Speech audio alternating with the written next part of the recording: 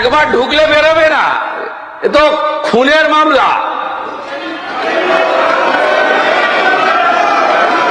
একে কেউ বাঁচাতে পারবে না,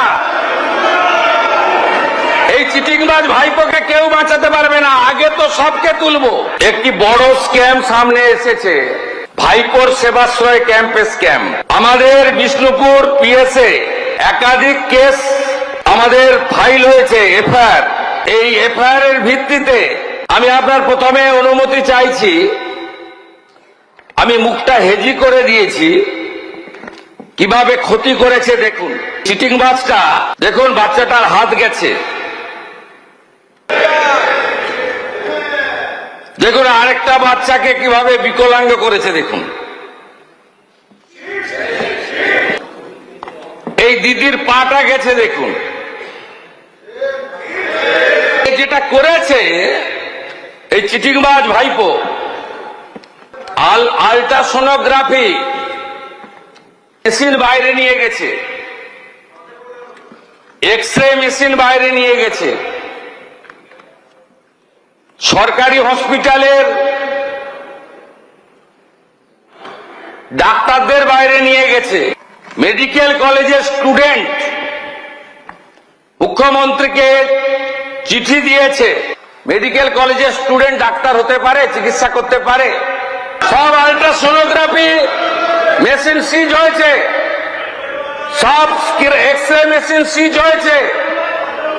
দিলীপ মন্ডল তার গোডাউন থেকে এই সকল সেবাশ্রয় 25-এ ওষুধ সিজ হয়েছে, যেটা 21 সালের ওষুধ, এক্সপায়ারি ওষুধ দিয়েছে। যেগুলো করেছি, এক্সরে মেশিন সিজ করেছি আমরা, ইউএসডি মেশিন সিজ করেছি আমরা, এক্সপায়ারি সমস্ত ওষুধ সিজ করেছি। এবং এই খাতে পূর্ব মেদিনীপুর জেলা শাসক এবং দক্ষিণ 24 পরগনা জেলা শাসক ডায়মন্ড হারবার এবং নন্দীগ্রামের সেবাশ্রয় প্রকল্পের মাধ্যমে সরকারি যে অর্থ ব্যয় হয়েছে, সরকারি যে ডাক্তারদের ডিউটিতে লাগানো হয়েছিল, সেগুলো আমরা করেছি। আমি মাননীয় সদস্য দেবাংশু পণ্ডা মহোদয় গতকাল যে অভিযোগ করেছিলেন, তার ভিত্তিতে আমি সবাকে এবং বাংলার জনগণকে আশ্বস্ত করতে চাই যে আমরা এই ব্যাপারে রাজ্য পুলিশের সিআইডি, এসটিএফ, দক্ষিণ 24 পরগনা জেলা পুলিশকে নিয়ে, তার সঙ্গে আমাদের মেডিকেল এক্সপার্টদের নিয়ে আমরা ব্যাপক অভিযান এবং ব্যাপক তদন্তের কাজ করছি। মানুষের জীবন নিয়ে যারা ক্ষতি করেছেন এবং এই ক্যাম্পে যারা ক্ষতিগ্রস্ত হয়েছেন, তাদের প্রত্যেকটি অভিযোগকে এফআইআর হিসেবে ট্রিট করা হয়েছে। এবং আপনারা নিশ্চিন্ত থাকুন, এত বড় জঘন্য অপরাধ এই পশ্চিমবঙ্গে এই মেডিকেল ক্যাম্প নিয়ে ভাইপো করেছে, তার সাকরেতরা করেছে, তাদের একজনকেও ছাড়ার কোনো সিন নেই। সময় কথা বলবে, টাইম উইল স্পিক। আমরা আট ঘাট বেঁধে প্রস্তুতি নিয়ে সমস্ত তথ্য জোগাড় করে এভিডেন্স নিয়ে ভারতীয় ন্যায় সংহিতা অনুযায়ী কাজ করছি। আচ্ছা, এই হচ্ছে মুখ্যমন্ত্রীর আজকে বিধানসভায় অভিযোগ ছিল। আমার সঙ্গে এখন এই মুহূর্তে যুক্ত হয়েছেন অভিজিৎ দাস, অভিযোগকারী ব্যক্তি। অভিজিৎ বাবু, আপনাকে স্বাগত জানাচ্ছি ক্যালকাটা নিউজে। আমি দেবাশিস স্টুডিও থেকে রয়েছি। আমি প্রথম আমাদের এখানে উপস্থিত নীলাঞ্জনের কাছে আমি আগে যাই। নীলাঞ্জন এখনো পর্যন্ত কালীঘাট তৃণমূলেই আছেন এবং একাধিক আন্দোলনে নীলাঞ্জন অংশগ্রহণ করছেনও বটে। কিন্তু ব্যাপার হচ্ছে যে যখন মমতা বন্দ্যোপাধ্যায়ের সরকার ছিল, তখন ডায়মন্ড হারবার মডেলের অন্যতম ইউএসপি ছিল হচ্ছে সেবাশ্রয়, যেটা অন্ততপক্ষে পার্টি প্রচার করত। নীলাঞ্জন, এখানে অনেকগুলো অভিযোগ। একটা হচ্ছে মাটির তলায় ওষুধ পুঁতে রাখা, এক্সপায়ারি ওষুধ, যেগুলো ওই দিলীপ মণ্ডলের ওখান থেকে পাওয়া, ইউএসজি মেশিন, এক্সরে মেশিন, যেগুলোকে বাইরে ব্যবহার করা হতো, সরকারি মেশিন, সরকারি man power, doctor, junior doctor, তাদেরকে ব্যবহার করা, কোনো মানুষের হাত বাদ যাওয়া, পা বাদ যাওয়া। তুমি জানো নীলাঞ্জন যে এরা প্রত্যেকে বিষ্ণুপুর থানা বা নতুন করে অভিযোগ করেছেন। এই যে আমার কথা হচ্ছে যে মানে কোনো একটি ভালো প্রকল্পকে চালাতে গিয়ে এত দুর্নীতির মানে হাত ধরতে হলো কেন? আমি দ্বিতীয়ত তোমায় আরেকটা প্রশ্ন একবারেই করি, যে তোমরা তো সরকারি হাসপাতালে চিকিৎসা পরিষেবাকে এক্সট্রা অর্ডিনারি বলতে, এক্সট্রা অর্ডিনারি মমতা বন্দ্যোপাধ্যায় বারবার দাবি করেছেন। সেই সরকারি হসপিটালের উপর ভরসা না করে সেবাশ্রয় তৈরি করতে হয়েছিল কেন? প্রথম আপনার দ্বিতীয় প্রশ্নটা আগে বলি, যে দেখুন, যখন একটা সরকার চলে সেখানে বিভিন্ন হসপিটালের যে উন্নয়ন, সেগুলো মানোন্নয়ন সেগুলো হয়েছে এবং হচ্ছিল, সেটা ঠিক আছে। কিন্তু আপনারা জানেন যে সরকারি হাসপাতালে সেখানে একটা লিমিটেড ক্যাপাসিটি আছে এবং অনেকাংশেই মানুষকে কিন্তু তার লোকাল জনপ্রতিনিধিদের তাদের কাছে রিকোয়েস্ট করতে হয়, তাদের থেকে রেকমেন্ডেশন চিঠি লাগে, এগুলোই হয়ে আসছে, এটাই সিস্টেম হয়ে গেছে বেডের জন্য। হ্যাঁ, তো এই ব্যাপারগুলো আমরা জানি। তো সেই জায়গাতে একটি এই যে হেলথ ক্যাম্প যেটা অভিষেক বন্দ্যোপাধ্যায় করেছিলেন, 2 বছর তিনি করেছেন, সেখানে কিন্তু মানুষের একটা ব্যাপক সাড়াও আমরা পেয়েছি। এবার মানুষ এসেছে, তারা নিজেদের সমস্যা বলেছে। এই যে হাত বাদ যাওয়া, পা বাদ যাওয়া যে কথাগুলো হচ্ছে, সেগুলো কি মানে সেবাশ্রয় ক্যাম্পে হয়েছে? সেবাশ্রয় ক্যাম্পে কি মানুষের হাত পা অ্যাম্পিউটেশন হয়েছে? এটা আমি প্রশ্ন করছি। সেখান থেকে হয়তো কেউ কোনো সরকারি হাসপাতালে রেফার করেছে। এই যে যেই ম্যাডামকে দেখানো হচ্ছে, খুবই আনফরচুনেট, তার যে পা বাদ গেছে সেটা গেছে হচ্ছে ক্যালকাটা ন্যাশনাল মেডিকেল কলেজ। তিনি বলেছেন, ওনারা কিন্তু অভিযোগ করে, মানে অভিযোগ অবশ্যই এফআইআর হয়েছে, আমি অ্যাবসলিউটলি এফআইআর হয়েছে, এটা মেডিকেল কাউন্সিলে গেছে, আমি সবটাই জানি। কিন্তু জিনিসটা তো অ্যাড্রেসড হবে টু দ্য ডক্টর কনসার্ন, যে কিনা এই অপারেশনটা করেছে। এবং কারো হাত পা বাদ যাওয়াটাই যে কোনো দোষের বা মেডিকেল নেগলিজেন্সের এরকমটা নাও হতে পারে। হয়তো তার পাটা বাদ না গেলে সে আজকে বেঁচে থাকতেন না, এরকমটাও হতে পারে। না, আমি জাস্ট বলছি, আমি জানি না, আমি ডক্টর নই। না, আপনি ঠিক বলছেন, কিন্তু এটাও তো ইনভেস্টিগেশনের বিষয়।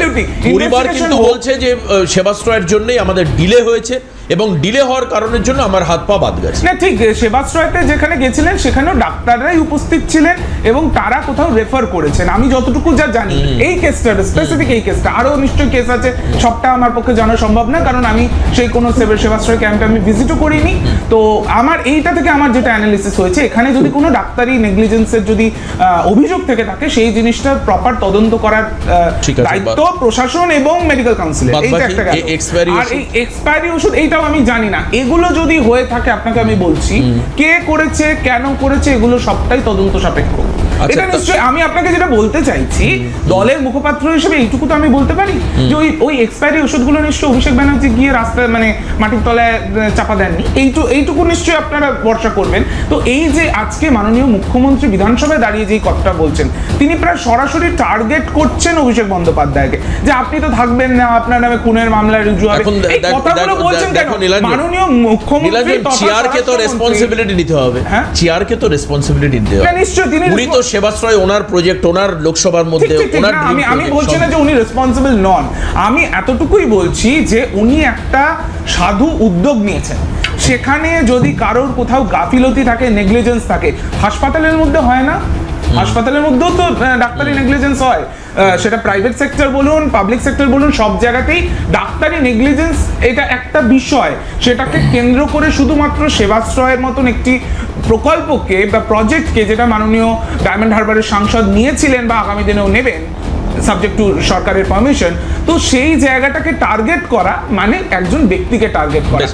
আমি একটু জাস্টিস দেওয়ার থেকেও বেশি হয়ে দাঁড়াচ্ছে অভিষেক ব্যানার্জি। আমি একটু অভিজিৎ পৃথ্বীরাজ আসবো, যেহেতু অভিজিৎ দা রয়েছেন আমাদের সঙ্গে। অভিজিৎ দা, এখানে ব্যক্তি টার্গেট করা হচ্ছে, তৃণমূল কংগ্রেসের প্রতিনিধি মানে কালীঘাট তৃণমূলের প্রতিনিধি নীলাঞ্জন বলছেন, পাশাপাশি উনি বলছেন যে এইসব অভিযোগগুলো মূলত এটা হাসপাতালেও হতে পারত, হাসপাতালের সীমাবদ্ধতার কারণের জন্যই আজকে বেডের সংকুলানের জন্য আজকে সেবাশ্রয় করতে হচ্ছে। হ্যাঁ, হাত বাদ পা বাদ এগুলোর অভিযোগ সরাসরি সেবাশ্রয় কেন নেবে, তার রেসপন্সিবিলিটি কেন নেবে?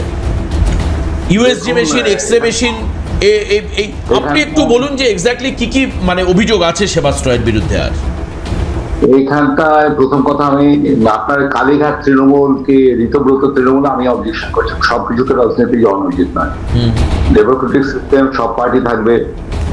আমি নিজে আমার মতাদর্শ আলাদা হতে পারে, কিন্তু আমার এখানটাই সাংসদ ছিলেন সুব্রত বক্সী, সৌমেন মিত্র 2009 আমি দাঁড়িয়েছি, আমাকে ভাই ছাড়া কথা বলতো। সুতরাং তৃণমূল বিজেপি নয়, আমার প্রতিবাদ হচ্ছে একটা সাইকোর প্রতি। কেন সাইকো বলছি? কারণ এর অ্যাটিটিউডটা হচ্ছে সে ঔরঙ্গজেব, সে হিটলারের মতো, আমি ছাড়া কাউকে থাকতে দেবো না। আমি তো জীবন্ত উদাহরণ, আপনি জানেন পৃথিবীর বুকে মনে কোথাও হয়নি যে একজন তার বিরোধী দলের প্রার্থীকে এইভাবে নৃশংসভাবে মারা, যার ফলে আজ আমি পঙ্গু, কারোর সাজিয়ে ছাড়া উঠতে পারি না। এবং আমার মনে হয় যে তৃণমূলের কোনো ব্যক্তি অভিষেকের এই সেবাশ্রয় প্রকল্পে সমর্থন করা উচিত। কেন করা উচিত না? কারণ উনি রাজ্য স্বাস্থ্য যে ব্যবস্থা সেটার বিরুদ্ধে দিয়ে উনি একটা ডায়মন্ড মডেলের মধ্যে একটা সেবাশ্রয়, একটা স্বর্গ থেকে পাঠানো কোনো প্রকল্প, সেটাকে উনি ইমপ্লিমেন্ট করতে গিয়েছেন। অর্থাৎ উনি মমতা ব্যানার্জি স্বাস্থ্যমন্ত্রী, তার বিরুদ্ধেও গিয়েছিলেন, শুধু কেন্দ্র স্বাস্থ্য ব্যবস্থার বিরুদ্ধে যাননি। এটার সুযোগ রেসপন্সিবিলিটিটা ওকে নিতে হবে। ওই হচ্ছে আমাদের মেন টার্গেট। যে টার্গেটের ফলে ও যখন একটা জুভেনাইল অ্যাক্টকে উল্লঙ্ঘন করে ও যখন টোটাল এই যে বাচ্চাটা না যার হাত কেটে গেছে এর ছবি দিয়ে যখন ওই সেবাশ্রয়ের 323 পৃষ্ঠায় ওর এই বইটাতে এই যে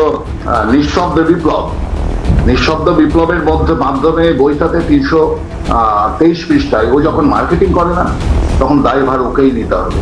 ও যখন ওর সেবাশ্রয় ক্যাম্পের মাধ্যমে এই সমস্ত প্রেসক্রিপশন, যেখানে কোনো রেজিস্টার্ড মেডিকেল প্র্যাকটিসারের নাম নেই, তার কোনো সিগনেচার নেই, তার কোনো রেজিস্ট্রেশন নাম্বার নেই, তাতে যে সমস্ত ওষুধগুলো দিচ্ছে সেগুলো পড়া যাচ্ছে না, তাহলে এই দায়ভারটা ওকেই নিতে হবে। ওর দায়ভার ওকেই নিতে হবে। যখন বিবর্তন সাহা বা সেই এমএলএ ক্যান্ডিডেট হরিণঘাটা ডক্টর রাজীবকে দিয়ে ও যখন পোর্টেবল ইউএসজি মেশিনগুলো, যে আমাদের সেন্ট্রালের যে অ্যাক্ট আছে পিসি অ্যান্ড পিএনডিটি অ্যাক্ট 1994, যেখানে সম্পূর্ণভাবে রয়েছে যে ইউএসজি মেশিন পরিবহন করা পুরো নিষিদ্ধ, কারণ কন্যা ভ্রূণকে হত্যা রোধের জন্য এই আইনটাকে করা হয়েছে। এখানকার সেবাশ্রয় ক্যাম্পের মাধ্যমে ইউএসজি পোর্টেবল মেশিন ইউজ করে তার এমন একজন মানুষ আছে যারা কন্যা ভ্রূণ ডিটেক্ট করার জন্য এবং তাদেরকে হত্যা করার জন্য কোটি টাকা খরচ করে। ও এই সেবাশ্রয় ক্যাম্পের মাধ্যমে সেই ব্যবসাটা করেছিল কিনা, এই পিএসসি অ্যান্ড পিএনডিটি অ্যাক্টকে লঙ্ঘন করে, এর দায়ভার ওকেই নিতে হবে। He is the soul responsible person. এর দায়ভার কারোর নেওয়া উচিত নয়, ইভেন তৃণমূল পার্টির কোনো ব্যক্তিরও নেওয়া উচিত নয়। আচ্ছা অভিজিৎ, আজকে মুখ্যমন্ত্রী বলেছেন যে খুনের মামলা হওয়া উচিত, যেভাবে মানুষের অঙ্গহানি হয়েছে তাতে খুনের মামলা করা উচিত। পাশাপাশি একাধিক জায়গা আমরা সকালবেলা, আমি আজকে মানুষের জন্য সেই খবর তুলেছি সকালে, যেটা হচ্ছে সেবাশ্রয়ে অর্গানাইজ করা হয়েছে, বহু মানুষের তাতে সমস্যা হয়েছে এবং বহু রিসর্ট বা আপনার হোটেল এগুলোকে জোরপূর্বক অকুপাই করে রাখা হয়েছে, যাদের বিপুল পরিমাণ টাকা এখনো মেটানোই হয়নি। এমনকি ডেকোরেটরস, অর্গানাইজার যারা প্যান্ডেল করেছেন বা ব্যবস্থা করেছেন সেগুলো এখনো ডিউ রয়েছে। আমার যে এভিডেন্স আছে, এই যে আপনার যে গ্রিক প্রাইভেট লিমিটেড জোকার, যে এটা আর হচ্ছে দিলীপ কুণ্ডের পুরো, এটা হচ্ছে লেটার প্যাড। দিলীপ কুণ্ডের লেটার প্যাডে ওতে ইংরেজি লিখতে পারে না, কাউকে দিয়ে লিখিয়েছে, sir dear sir I am please to know acknowledge the support and service you had rendered during the Sebastroy Health Camp organized in my constituency, Bishnupur 1 block. Sebastroy Health Camp is a pioneering initiative of our beloved MP, Sri Abhishek Banerjee, was held for the period Atayatato. I am very thankful to you and all your colleagues at Greek Private Limited to provide us with 22 rooms and snacks and lunch during the entire period. তাহলে এই যে প্রায় 30 লক্ষ টাকার একটা বিল, সেটা তাদের পুরোপুরি মানে চিঠি লিখে, অ্যাকচুয়ালি মানে পেটে সে বলে না অক্ষর গোমাংস, চিঠি লিখে বলছে যে আমাদের 22টা রুম দিতে হবে। এই যে একটা সুজাতা আর্ট, এই সুজাতা আর্টে দেখেছেন এখানে 11 লক্ষ টাকা তাদের বিল দেয়নি। এরকম প্রচুর, আমার কাছে প্রায় 5-6 কোটি টাকার বিভিন্ন লোকেরা কমপ্লেন করেছে। তারা কমপ্লেনটা করবে কোথায়? তারা জানে যে ববিলা আছে, অন্তত এইটা অন্তত দিয়ে এফআইআরটা করি, এফআইআর হবে, আরো এফআইআর হবে। অভিজিৎ দা, এত ডকুমেন্টস রয়েছে, এরপর কি আপনার মনে হয় যে অভিষেকের বিরুদ্ধে প্রশাসনিক ব্যবস্থা দ্রুত নেওয়া সম্ভব হবে? আচ্ছা, আপনি একটা কথা বলুন, অভিষেকের তো অফিসিয়াল পিসি, আমি তো ডিএনএ টেস্ট করিনি, তাই আমি জানি না যে মা ছেলে কিনা, কিন্তু অফিসিয়ালি পিসি সে তো মুখ্যমন্ত্রী ছিল এবং টোটালি তার আওয়াজটাকে তো মিসইউজ করেছে। এটা অভিষেকের জায়গায় অন্য কোনো যদি তৃণমূল নেতা হতো তারা তো সেই সাগরের 3 নম্বর বাচ্চার মধ্যে ইন্টারভিউ করলাম, তাদের কোনো ব্যাকআপ দিয়েছে মমতা ব্যানার্জি? দেয়নি। নিজের স্বাস্থ্যমন্ত্রী হওয়া সত্ত্বেও নিজেরই লোক এরকম ভাবে একটা সরকারের বিরুদ্ধে গিয়ে একটা সেবাশ্রয় ক্যাম্প করছে, যেটা কোনো পারমিশন নেই। মমতা ব্যানার্জির মুখে একটা কোনো কথা বেরিয়েছে? তাহলে অভিষেকের বিরুদ্ধে শুধুমাত্র কমপ্লেন করে এফআইআর করলে হবে না। এই যে আমি এত গুছিয়ে তথ্যগুলো জোগাড় করে করছি কেন? কারণ ওকে যখন ধরা হবে যাতে সহজে না বেরোতে পারে। দেখুন, এটা ওর নিজস্ব পাপ। ও দলটাকে ইউজ করছে, মমতা ব্যানার্জিকে ইউজ করছে। আপনি যদি বলেন মমতা ব্যানার্জির বিরুদ্ধে, আমি অবশ্যই পার্টিগতভাবে বিরুদ্ধে, কিন্তু মমতা ব্যানার্জি আন্দোলনের ফলে আজকে যে দলটা এসেছে, ঠিক আমি বুঝতে পেরেছি। আমি বুঝতে পেরেছি। দেখি নীলাঞ্জন কি বলছে। আপনার বক্তব্য তো নীলাঞ্জন শুনলেন এখানে, তৃণমূলের প্রতিনিধি উনি। দেখুন, আমি এই কারণের জন্য অভিজিৎ দা বারবার করে কালীঘাট তৃণমূল বলছি, কারণ কালীঘাট তৃণমূল এখনো পর্যন্ত অভিষেক বন্দ্যোপাধ্যায়ের রেসপন্সিবিলিটি কাঁধে নিচ্ছে। আমিও চাই না যে সেবাশ্রয় নিয়ে কোনো রকম পলিটিসাইজড হোক, এটা রাজনীতির বিষয় নয়, আমি বুঝি, সবই তাই। কিন্তু আমি এই যে কালীঘাট তৃণমূলের প্রতিনিধি এই জন্য বলছি, কারণ নীলাঞ্জন এখন অভিষেক বন্দ্যোপাধ্যায়ের সঙ্গে রয়েছে। আমি যদি আজকে ঋতব্রত পন্থী কাউকে জিজ্ঞেস করি, সে বলবে আমরা জানি না এই সমস্ত। কি বলছেন আপনারা? কি ঘাট বলছেন? ঋতপন্থী তৃণমূল। তাহলে আমাকে মমতা পন্থী বলুন। আচ্ছা, তাহলে তাই বলি। ঠিক আছে, মমতা পন্থী। আমরা কি ওদেরকে বালুরঘাট বলতে বলবো? তুমি যদি তাতে আত্মায় শান্তি পাও, আমি তাই বলবো। না, আপনি কি ওদের তরফ থেকে কেউ তো আসেও না, মানে কেউ নেই ওদের মুখপাত্র।